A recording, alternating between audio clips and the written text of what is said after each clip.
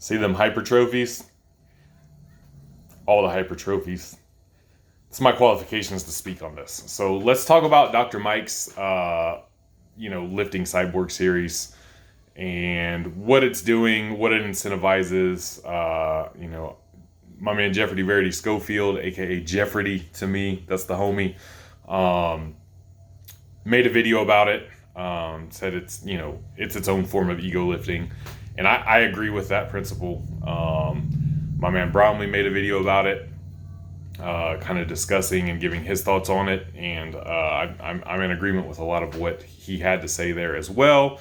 You should check out both of their videos if for some reason you know me and don't know them. Anyway, so what I think about it is I do think it incentivizes,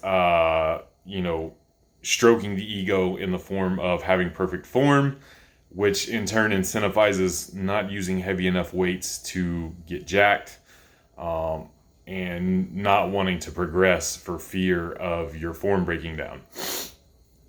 Dr. Mike tends to show some very not jacked people winning his Lifter Cyborg of the Week or whatever the case may be.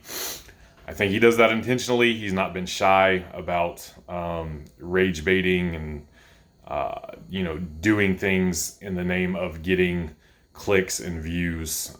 He makes his living doing that, so why wouldn't he be incentivized to do that?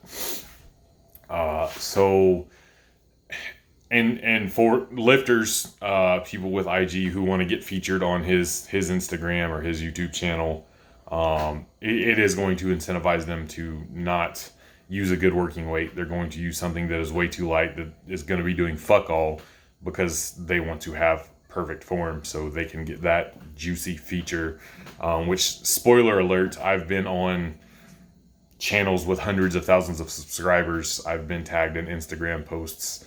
I've had my meme shared by Instagram pages with hundreds of thousands of followers. You don't get that carryover these days.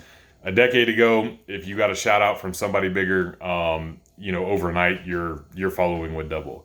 These days, nobody gives a shit. It's so saturated out there. You're just another person. So that's that. And a lot of people have spoke on that. I've not heard, and correct me if I'm wrong, anybody like offering a solution to this. And what I would say is, if I were to make a tweak to make this for the better, you can still have your form cyborg, your robot, your person, trying to do the most perfect technique possible, but put some minimum guidelines in there. Like, this is our movement of the week, and you have to do at least X amount of weight for X amount of reps to qualify. And then that's gonna weed out these people using like these absurdly light weights. I know there's the video clip of the guy on the Smith machine doing the rows with the extremely deep range of motion, but there's fuck all weight. So you're gonna eliminate that. And now some people, if they're just really fucking strong, obviously still gonna be able to treat it like a little bitch weight. And then some people aren't going to be able to qualify at all, and they're probably going to be upset, but hey, sorry about your luck, get fucking stronger, bro. That's the whole fucking point, getting jacked and strong, right? So I think that would be a way to make it better. Not that Dr. Mike needs my advice or has to make any changes. It's working for him and whatever he's trying to promote, I'm sure. But that's what I would do to make that series, to keep, there's the person doing pull-ups, the assisted pull-ups, and they were literally letting go at the top because there was so much assistance and they weren't putting any effort. They were just keeping their form picture perfect. This is almost reminiscent of when Squat U did the Lifter A, Lifter B thing, where he said, Lifter A squatting 500 pounds with perfect form is more impressive than Lifter B squatting 600 with like a slight knee cave and a little bit of hip shift, which is absolutely absurd. How this translates to you guys, don't be afraid of minor form breakdowns. Like, safe form, there's a spectrum. Good form, there's a spectrum. There's, perfect form is way over here. Dangerous bad form is way over here. You should fall like closer to this side. But there's certainly a spectrum of what's acceptable, what's going to grow you, and if you're scared to progress in weights, if you are scared to push yourself to failure for fear of form breakdown, things like that, you're not going to grow, you're not going to get bigger. In terms of powerlifting, which is, kind of where I come from, the bottom line is whatever technique moves the most weight within the rules of the sport is going to win the day. So, the lifter A, lifter B thing, lifter B wins in that scenario, assuming they're in the same weight class. I'm a veteran of like the Facebook lifting groups, and you think YouTube is a toxic mess. Holy shit.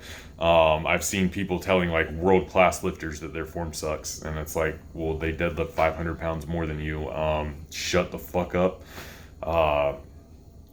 What's going to win is going to be moving the most weight possible. And your form can be bad, but if it's safe and it's within the rules of the sport, then it wins. So again,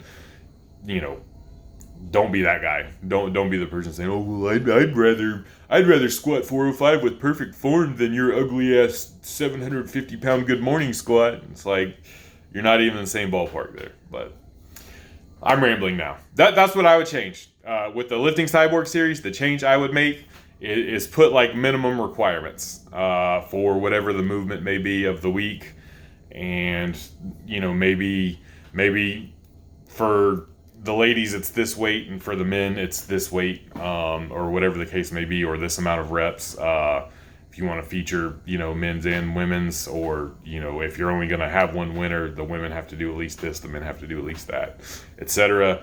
That would be my solution to fix it. I don't think I've heard anybody offer up any solutions to quote unquote fix it. Not that it needs fixing for what Dr. Mike Israetel is doing. Peace!